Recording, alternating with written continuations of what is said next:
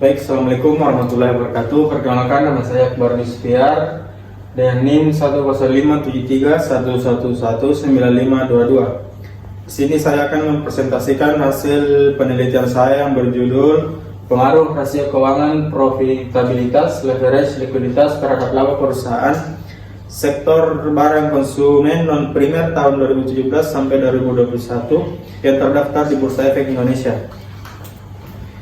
Sektor barang konsumen non primer merupakan salah satu sektor industri yang penting dalam perekonomian Indonesia. Perusahaan yang bergerak dalam sektor ini memproduksi barang-barang yang tidak menjadi kebutuhan dasar, namun tetap dibutuhkan oleh masyarakat seperti produk-produk rumah tangga, elektronik, hingga peralatan rekreasi.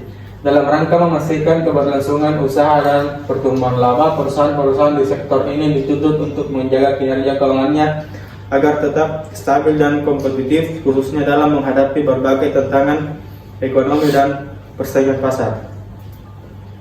Adapun tujuan penelitian yang pertama itu untuk mengetahui apakah terhadap pengaruh rasio profitabilitas terhadap laba perusahaan sektor barang konsumen non primer yang terdaftar di Bursa Efek Indonesia.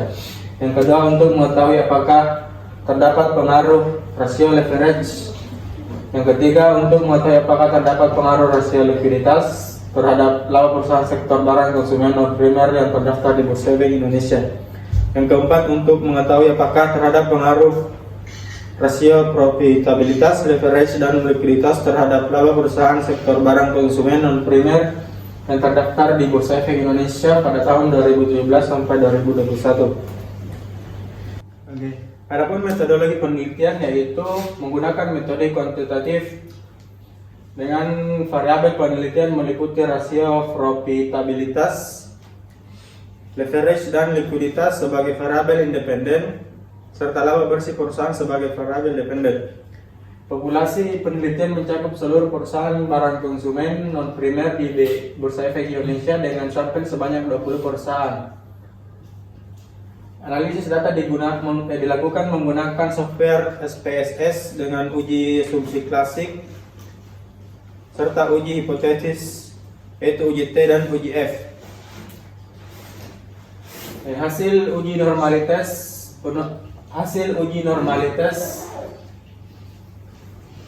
dengan one sample Kolmogorov Smirnov test menunjukkan bahwa data residual tidak berdistribusi normal. Dari 83 sampel yang diuji, nilai statistik uji sebesar 0,208 dengan nilai signifikan asintotik atau dua sisi kurang dari 0,001.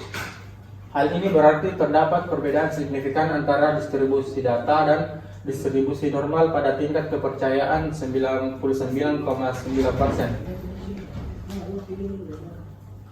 Nilai signifikan Monte Carlo yang dihitung berdasarkan 10.000 sampel juga menghasilkan p-value sebanyak 0,00 yang semakin menguatkan kesimpulan bahwa data tidak berdistribusi normal. Dengan demikian, dapat disimpulkan bahwa berdasarkan uji ini, distribusi residual tidak memenuhi asumsi normalitas. Selanjutnya itu hasil uji multikolinearitas. Pada gambar di samping dapat disimpulkan bahwa dari semua variabel independen yang diuji, hanya return on asset atau ROA yang memiliki pengaruh signifikan terhadap variabel dependen dengan nilai p-value kurang dari 0,001. Ini menunjukkan bahwa ROA secara signifikan mempengaruhi terhadap variabel dependen dan model regresi ini. Sementara itu variabel-variabel lain seperti return on equity, gross profit margin, net profit margin, debt to asset ratio, debt to equity ratio, current ratio, dan quick ratio tidak memiliki pengaruh yang signifikan karena nilai p-value masing-masing lebih besar dari 0,05. Dari nilai standarizer atau beta terlihat bahwa ROE memiliki pengaruh terbesar di antara semua variabel.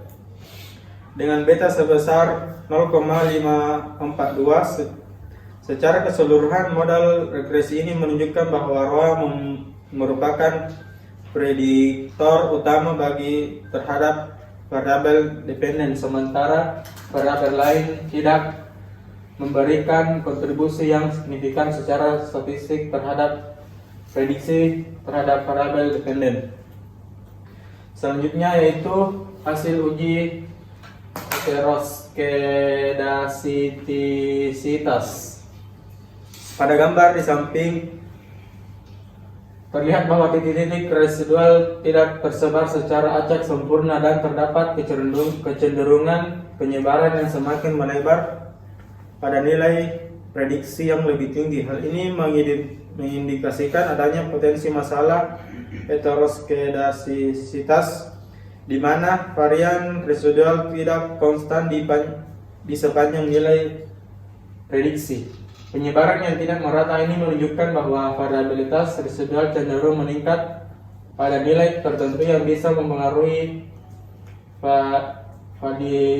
validitas model regresi.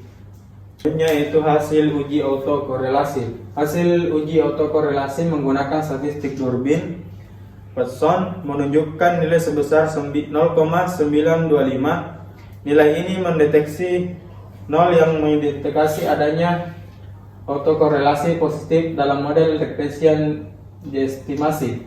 Autokorelasi positif terjadi ketika residual atau kesalahan model cenderung saling berkaitan secara positif antara satu periode dengan periode berikutnya. Hal ini dapat mempengaruhi validitas model regresi dan menyebabkan estimasi koefisien yang bias.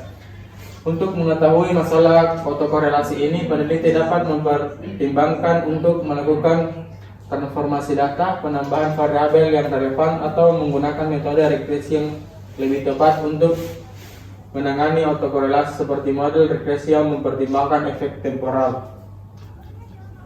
Selanjutnya hasil uji T.